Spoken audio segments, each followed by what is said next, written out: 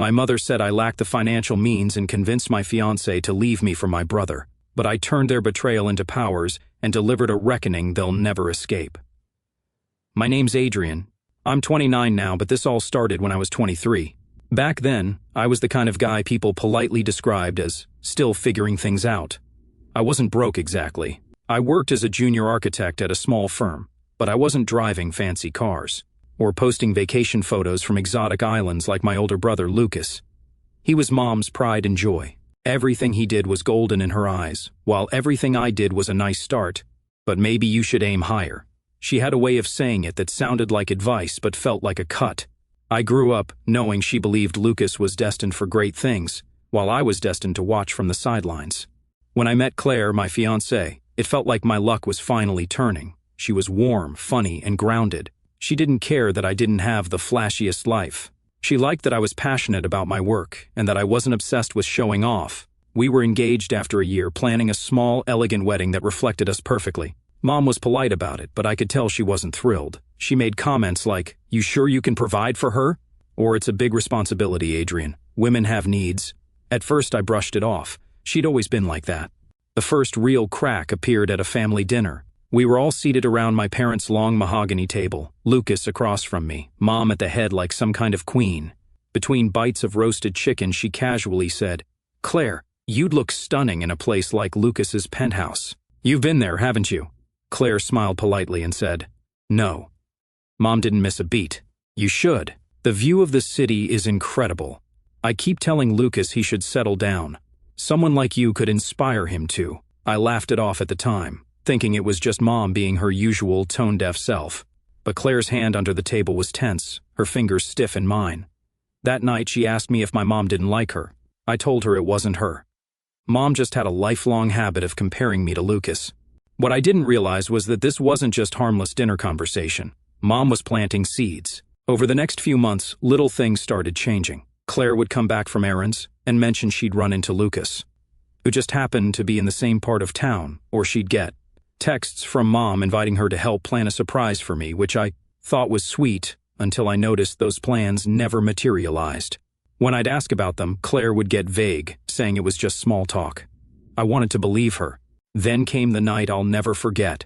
I'd worked late on a project and swung by my parents' house to drop off some old family photos Mom had been asking for. As I walked up the driveway, I noticed Lucas's car parked out front. Inside, laughter spilled from the living room. I peeked in through the side window, just instinct, not suspicion, and froze.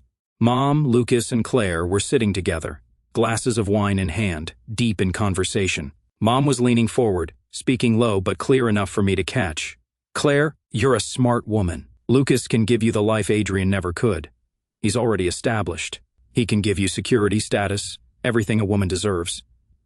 Lucas smirked like this was all perfectly natural. Claire didn't look offended. She looked thoughtful. My heart was pounding so hard I thought they might hear it. I didn't stick around to hear more. I left without knocking, drove home, and sat in the dark for hours, replaying her words in my head. Every instinct told me to confront them right away. But another part of me, the quieter, colder part, told me to wait, to watch, to see just how deep this went. Over the next 2 weeks, I noticed Claire pulling away. She was too tired for date nights, too busy for wedding planning. Then one evening, she sat me down at my own kitchen table, hands folded neatly in front of her like she was in a meeting. "Adrian, I think we rushed into this," she began, not meeting my eyes. My chest tightened. She talked about how she needed stability, how she wasn't sure we were aligned for the future. I knew exactly whose words those were. They had Mom's fingerprints all over them. But the final blow came when she said, "Lucas understands what I need." I didn't ask if she meant emotionally or financially. I didn't need to. She packed her things within the week. There was no dramatic fight, no begging her to stay. I just let her go. But as she walked out my door, suitcase in hand, she gave me this look, half guilty, half triumphant, and I knew Mom had gotten exactly what she wanted. I cut off all contact after that. No calls, no texts, no holiday visits. I left my job, moved to a different city, and built my life from the ground up with a kind of single-minded focus I'd never had before. I didn't tell them where I went. As far as they knew, I'd vanished, and in a way, I had. But the thing about disappearing is you get to choose when to come back, and years later, I did. It happened on a glittering Friday night, under the warm glow of chandeliers at a lavish charity gala. I was no longer the still figuring-it-out younger son. I was the man running the show, the host of the event itself. And when I saw Mom, Lucas, and Claire walk through those grand doors, their arms linked like a family portrait, I smiled because, the moment they saw who I was, and more importantly, who was standing beside me, their smiles vanished in an instant. And that's when they saw my wife. The moment our eyes met across the ballroom, it was like time froze, except for the sharp, invisible crackle in the air between us. Mom's smile faltered. Lucas's grip on Claire's hand tightened ever so slightly. And Claire looked like she'd just stepped into a nightmare she didn't know was still breathing. My wife, standing beside me in an emerald green gown that caught the light with every move, tilted her head and whispered something that made me laugh softly. I didn't need to look at my family to know they were burning with questions. But before that night, before I ever stood in this room in control, there was a long stretch of years where their shadows still reached me, even from afar. At first, I told myself I'd moved on. I worked brutal hours, investing every bit of myself into my career. I started my own design firm with a small team and a few risky contracts that could have ended me if they failed. They didn't fail. Within 3 years, we were winning bids against firms that had once turned me away without a second glance. I didn't post about it. I knew my family. If they didn't hear my name, they'd assume I'd stayed the second-place son, and that suited me just fine. But then, little reminders of them started creeping into my life again. At first, it was small, an email from an old family friend just checking, slipping in comments about how Lucas and Claire were doing so well. They bought a huge house in the suburbs. Lucas's business was booming, though knowing him, that meant his investors were doing the real work. And of course, Mom was proud as ever. Apparently, she kept telling people Lucas had saved Claire from a life of uncertainty. It wasn't just pride, it was rewriting history. They were erasing me from my own story. The real gut punch came when I attended an industry networking event about 2 years after I left. I was there to meet potential partners. But halfway through the night, I heard a familiar laugh. Turning toward the sound, I spotted Lucas in a tailored navy suit, glass in hand, holding court with a small circle. Claire was on his arm, wearing the kind of diamond bracelet that screamed, "Look what I can afford." I considered walking the other way until I realized they hadn't seen me yet. That's when I overheard Lucas say, "Yeah, my mom always knew I was the one who'd make something of himself." My brother? Well, he meant well, but he didn't have the drive. Claire saw that too. The people around him chuckled politely, and Claire just sipped her wine with the faintest smirk. It was such a clean public dismissal of my entire existence that I had to walk outside before I said something I'd regret. After that night, the anger stopped being a dull background noise. It became something sharper, something I could use. Still, they kept popping up. Lucas sent a LinkedIn connection request out of the blue, not to reconcile, but to invite me to a business opportunity presentation for one of his ventures. I didn't respond. Mom sent an email around the holidays, 1 year guilt-tripping me about not making an effort, and hinting that family always forgives, as if I'd been the one who betrayed anyone. And yet, I could tell from the way they kept trying to loop me in on their terms that they wanted to keep me in my place. They wanted me to see their success, to silently acknowledge their version of events, that I was the one who'd been left behind. What they didn't know was that my life had quietly grown far beyond theirs. I'd moved into a penthouse, not to show off, but because I could. I'd invested in real estate, built side businesses, and by my late 20s, I was no longer just doing well. I was in a position where I could walk into a room and control the conversation. And the more I built, the more one thought kept circling in my mind. If the day ever came when our paths crossed again, I wouldn't just be prepared. I'd be holding all the cards. That day came sooner than I expected. An acquaintance of mine, someone high up in the philanthropic scene, suggested I host a charity gala for a cause I genuinely cared about. It wasn't just a business move, it was personal. It was a chance to stand on a stage, not as someone's lesser son, but as the man who had built his own name. Invitations went out to every corner of my network, some intentionally, reaching into the old social circles my family still lingered in. And so, that night, in the grand hall under crystal chandeliers with cameras flashing, and a string quartet playing in the background, I saw them walk in. Mom, Lucas, and Claire, dressed to impress, clearly thinking they were the stars of the evening. Until they realized whose name was printed on the gold-trimmed program. Lucas's face flickered with something between surprise and discomfort. Mom tried to recover with a gracious smile that didn't quite reach her eyes. And Claire, Her eyes darted from me to my wife, and something in her expression tightened, like she'd just been caught in a memory she didn't want to remember. I could feel the tension building, like a bow being drawn back, but I didn't walk over, not yet. I wanted them to stew in it, to feel the ground shift under their feet as the night went on. And then, in a moment I'll never forget, Mom leaned toward Lucas and whispered something, probably thinking I couldn't see, and he nodded. Whatever she said, it was clear they were already scheming. They still thought they could play me. That was their first mistake. It happened just 40 minutes into the gala, right after the first round of speeches ended. I had been making my way through the crowd, shaking hands, smiling for photos, and letting my wife handle conversations with some of the higher-profile donors. From across the room, I noticed Lucas and Claire slip away from the main floor. At first, I thought nothing of it. People wander off all the time at these events. But then I caught a glimpse of my mother following them. Something in my gut tightened. It wasn't curiosity that pulled me after them. It was instinct, the same instinct that had made me pause outside that living room years ago when I first heard my mother offering my fiancé to my brother like a business deal. I moved quietly, weaving through waiters carrying trays of champagne until I reached a side corridor leading toward the private lounge area.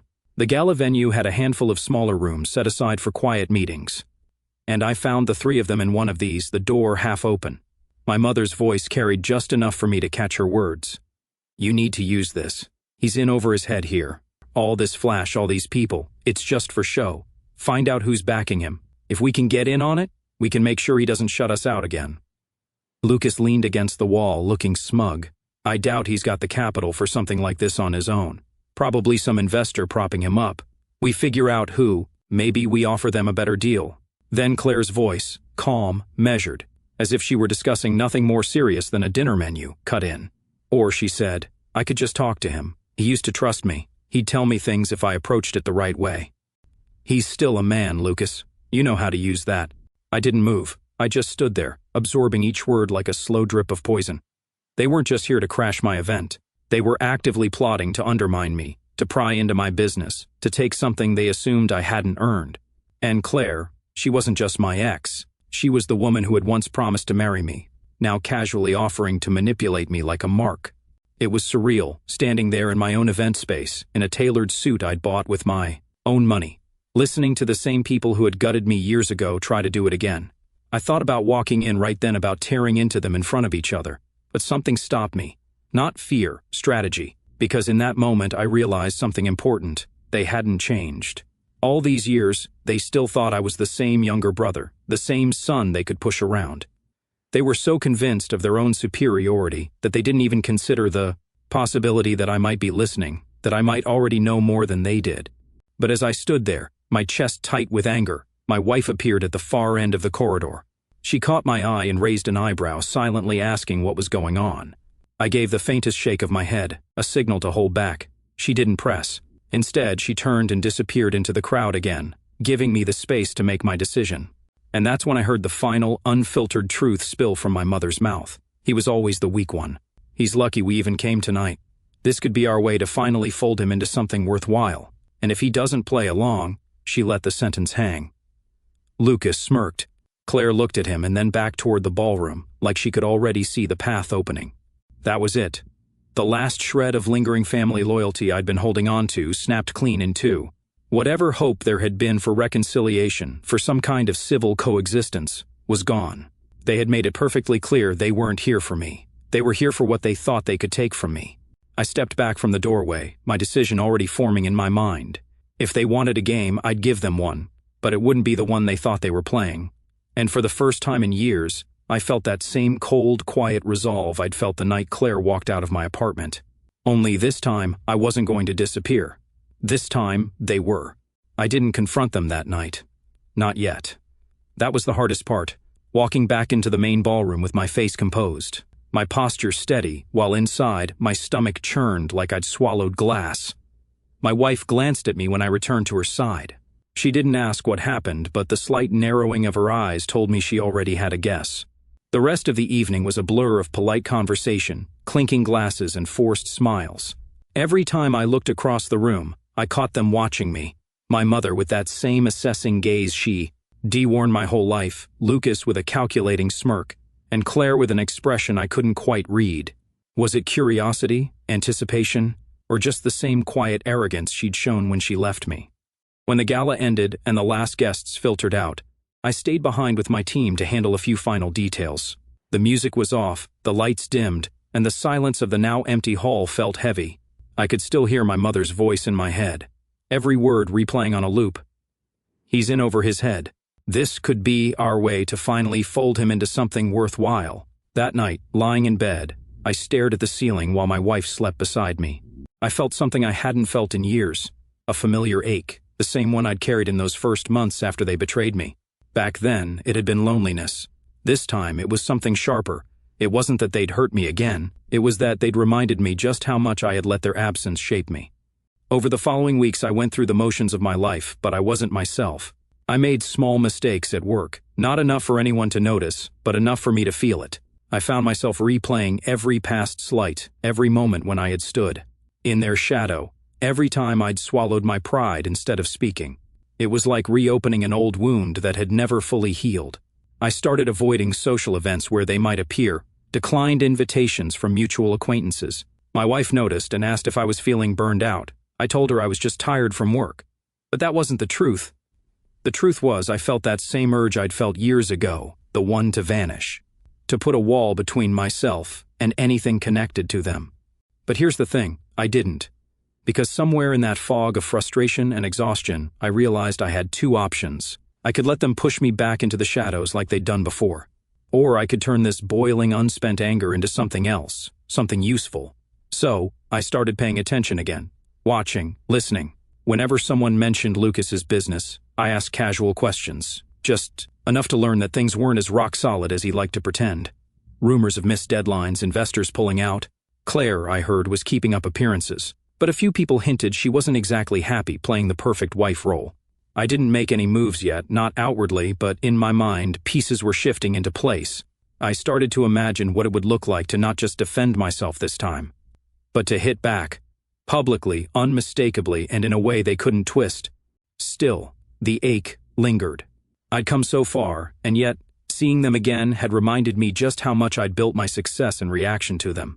It wasn't enough to just keep building my life anymore. No, I needed to make sure they knew exactly who I'd become without them and what crossing me would cost.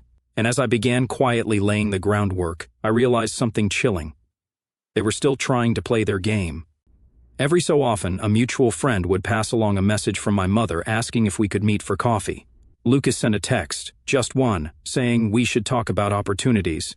Claire didn't reach out directly, but I heard through the grapevine that she had been asking about my wife. They thought they were circling me, but I was already building the trap. I decided the first step wasn't confrontation, it was elevation. If they thought they could still reach me, still get close enough to play their games, I'd rise. So far above their reach that they'd have to crane their necks just to see where I was standing. The months after the gala were a blur of calculated momentum. I threw myself into my firm with a precision that bordered on obsession. Every pitch we made was sharper. Every proposal was backed by research so airtight it was impossible to refuse. I expanded into markets I'd been cautious about before. High-end commercial spaces. Luxury residential projects for clients with deep pockets and long memories. These weren't just jobs, they were statements, and the statements were heard. Within 8 months, my company was not just profitable, it was thriving. We landed a project that put my name in industry publications, the kind of coverage that sticks in people's minds. My face was on the cover of one magazine, smiling in front of a model of a high-profile development. It wasn't vanity, it was visibility. The more my name appeared, the more I noticed a shift in the way people treated me. Doors that had been closed years ago now opened with invitations. Meanwhile, I didn't just focus on architecture, I diversified. Real estate investments, partnerships, hospitality, even a small stake in a tech startup run by a friend from my early career days. Every move was deliberate. Every step made it harder for them to believe the week one narrative they'd been feeding people. And as my professional life soared, so did my personal one. My wife and I traveled. Paris, Santorini, Kyoto. Each trip a reminder of the life I'd built without anyone's approval but my own. She was more than a partner. She was my sounding board, my confidant. She never pushed me to act against my family, but she understood. Sometimes she understood without me even having to say the words. I started hosting events, not on the scale of the gala, but intimate, curated evenings with influential guests, politicians, business leaders, creatives, and philanthropists. People who valued discretion but also remembered who made them feel seen. Word got around, and suddenly I wasn't just a businessman. I was a connector, a name worth knowing. That's when I started hearing about Lucas more frequently, and not in flattering ways. His business was slipping. 2 of his largest contracts had fallen through. An investor had backed out after a disagreement over spending. There were whispers that he'd overleveraged himself buying that mansion in the suburbs. And Claire, I heard her name in hushed conversations, paired with words like restless and isolated. I didn't reach out. I didn't gloat. I let the distance grow because I knew that every inch of it made my eventual move sharper. The turning point in my rise came when I was invited to co-chair a massive annual fundraising event, one that eclipsed the gala I'd hosted. This wasn't just about charity, it was a power nexus, a place where deals were made over glasses of champagne, and the right introductions could alter someone's trajectory overnight. The invitation wasn't just an honor, it was a declaration that I'd arrived in a league they could never have imagined for me. And I made sure the guest list included just enough people from the old circles to guarantee the news would reach my mother, Lucas, and Claire, not as an invitation, no, not yet, but as a headline they couldn't ignore. By then, my network was so wide that any information I wanted I could get. I didn't even have to dig for it. Mutual contacts would volunteer it unprompted, as if feeding me updates on their decline was a favor. And each piece of news was another brick in the wall I was building between the man they thought I was and the man I had become. Still, I kept my movements quiet. I wanted them curious. I wanted them wondering how I'd gone from struggling younger son to someone they couldn't even approach without an introduction. And most importantly, I wanted them to come to me, because when they finally did, I'd be ready. And that opportunity came faster than I expected. A mutual acquaintance, someone who still drifted between my world and theirs, let slip that Lucas was desperate to land a contract on a development I was partially funding. He didn't know I was involved yet, but he would. And I decided right then that it was time to stop letting them circle in the dark. It was time to draw them into the light. The tip about Lucas's desperation was the crack I'd been waiting for. The project in question was a luxury mixed-use development, prime real estate in a booming part of the city. I wasn't the face of it, which was deliberate. My stake was tucked away behind a holding company, shielded by layers of investment partners. On paper, I was just one of many contributors. In reality, I had more influence over the decision-making than anyone outside the inner circle could guess. I called my contact on the project's board, a man named Porter, who had a fondness for expensive cigars and even more expensive secrets. "I hear there's interest from a Lucas Hale," I said casually over lunch, watching his reaction. Porter smirked. "Your brother?" he asked, surprised. "He's been making noise about wanting in, but, well, his proposal is shaky, and between you and me, his reputation isn't exactly helping." That was useful, more than useful. Reputation in my circles wasn't just about image, it was currency. And Lucas was running low. I leaned back, swirling the last sip of my drink. "If he pushes again, tell him the board's considering other candidates." But I paused just long enough to make it sound like an afterthought. If I were to back someone's involvement, it might carry weight. Porter caught on immediately. He didn't press for details. In this world, knowing too much could be a liability. But the seed was planted. Lucas's access now depended on me, whether he realized it or not. Over the next few weeks, I quietly gathered more threads. Through another contact, a financial advisor I'd met at a charity dinner, I learned that Lucas had taken on high-interest bridge loans to cover his cash flow issues. That explained the urgency. He wasn't just chasing the development for prestige, he needed the payout to keep from sinking. And then came the real gem, Claire. I didn't go looking for dirt, but sometimes dirt finds you. A woman I'd worked with on a design project mentioned she'd seen Claire at an upscale cafe with a man who was definitely not Lucas. She wasn't being coy. She described them laughing, leaning in close, holding hands across the table. I didn't react outwardly, but inside, I felt the old familiar flicker of satisfaction. Not because I cared about Claire anymore, but because I knew what this meant. The cracks in their perfect image were widening, and I now held more than enough leverage to pull them apart entirely. But I didn't rush. This wasn't about exposing them right away, it was about timing. It was about engineering a moment so precise that when the truth landed, it would leave no escape route. That's when I made the call to the event coordinator for the annual fundraising gala I was co-chairing. I gave them an updated guest list, long, curated, and filled with people I wanted in that room. Near the bottom, I added 3 names that would seem out of place to anyone who didn't know the history: my mother, Lucas, and Claire. It wasn't a peace offering. It was bait. The invitations went out 2 weeks later, embossed on thick cream cardstock, sealed with the event's crest. I knew they'd accept. Pride wouldn't let them stay away. Not from an event where I would be the one. Greeting guests at the door, shaking hands, and giving the keynote address. And when they walked into that ballroom, they wouldn't just see me. They'd see the people whose respect they'd always craved, the kind of people who didn't just talk about influence, but wielded it like a blade. I'd be standing in the center of that world. They'd be on the outside, trying to find a way in. And that's when I'd decide how to let them in. Or if I would at all. The night of the gala arrived, crisp and clear, the kind of autumn evening where the air felt expensive. The venue, a restored Art Deco theater, glowed from within, every window spilling warm light onto the marble steps. I stood at the entrance with my wife, greeting guests as they arrived. Each handshake, each smile was deliberate. This was my arena now. When the black sedan pulled up and my mother stepped out in a deep navy gown, her expression was poised but hungry, scanning the crowd for recognition. I didn't flinch. Lucas followed, wearing a suit that was almost perfect, almost just a touch. Too eager, as if hoping to prove he still belonged among people like this. Claire emerged last, her dress shimmering in the lamplight, her arm hooked through his. She smiled, but it was thin. "Adrian," my mother said warmly, as though the last decade hadn't happened. "What a surprise to see you here." I returned the smile, cool and steady. "Not a surprise, Mom. I co-chair this year." The flicker in her eyes was almost imperceptible, but I caught it. Lucas glanced around, clearly noting who else was in attendance. Names he'd tried to court for years. Claire's gaze kept darting to my wife, who stood beside me with the kind of effortless confidence that made people take notice without her saying a word.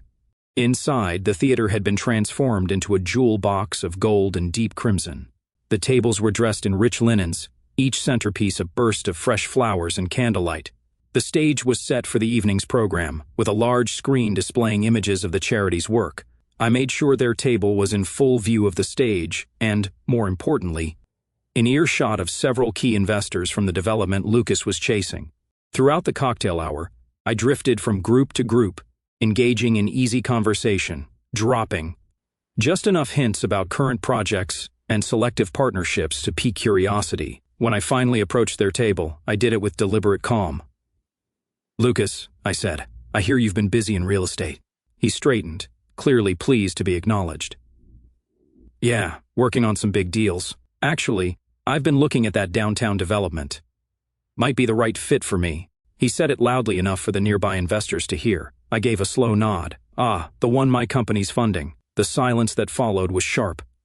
One of the investors at the next table turned his head slightly, interest caught. Lucas blinked, trying to mask the sudden calculation in his eyes. My mother recovered first. "Well, isn't that a coincidence?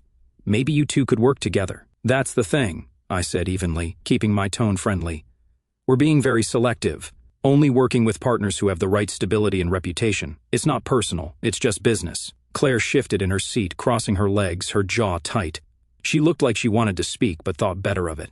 I caught the glance she threw toward one of the investors, one that wasn't lost on me.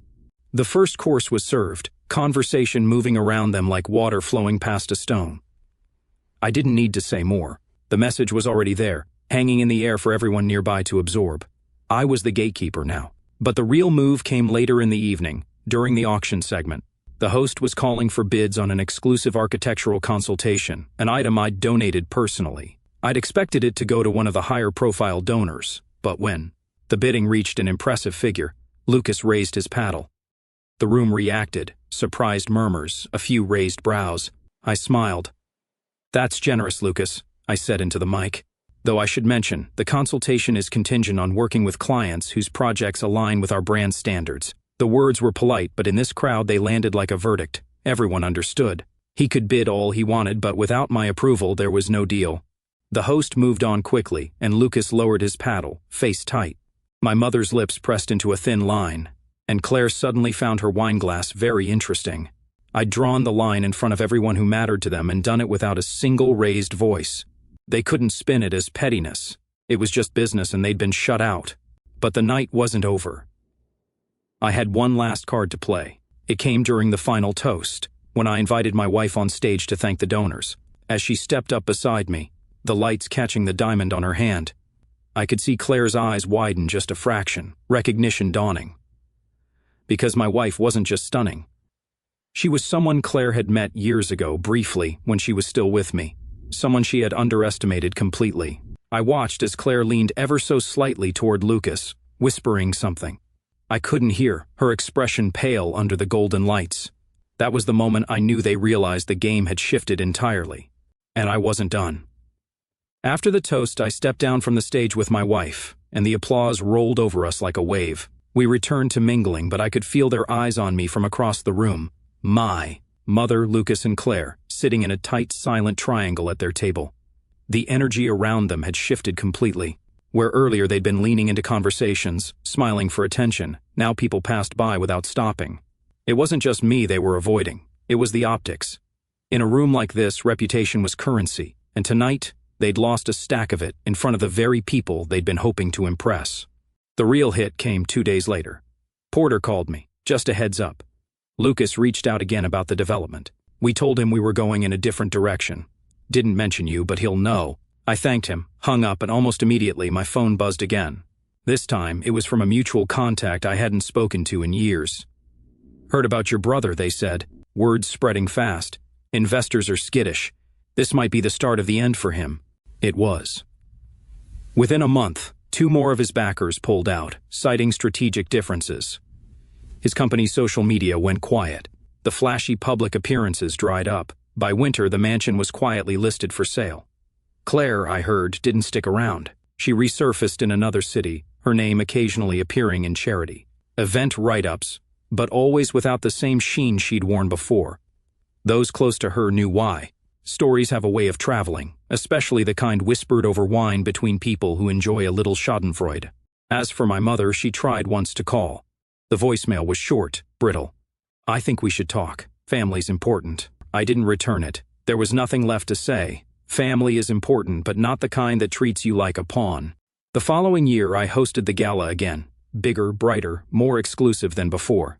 As I stood on stage during the opening speech, I scanned the room and thought about the first gala where they'd walked in, believing they still held power over me. They hadn't returned since. I raised my glass, the lights catching on the rim.